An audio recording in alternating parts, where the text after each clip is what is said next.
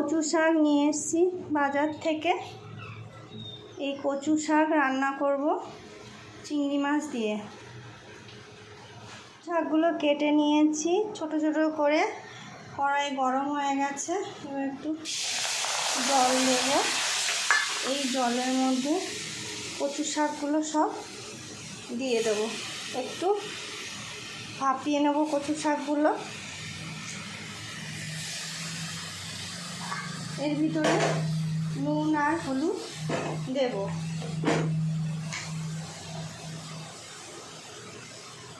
হলুদ, নুন দিয়ে একটা ঢাকা দিয়ে সিদ্ধ করে নেব। সিদ্ধ হয়ে গেছে, এবার নামিয়ে নেব। চিংড়ি মাছগুলো ভেজে নেব। ভেজে তুলে নেব। চিংড়ি ভাজা তেলে কালো জিরে ফোড়ন দিয়ে, শুকনো লঙ্কা ফোড়ন দিয়ে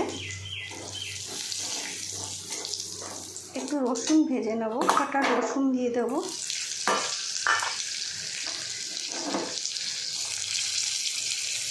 রসুনগুলো ভাজা হয়ে গেছে,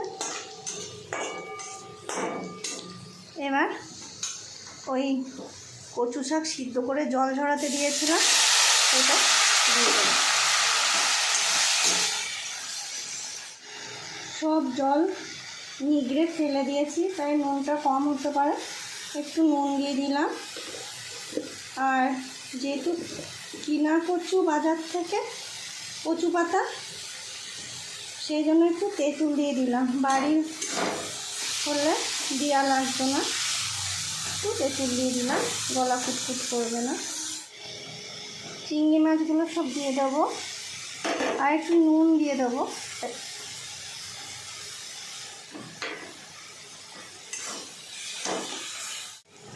এবার চিনি দিয়ে দেবো।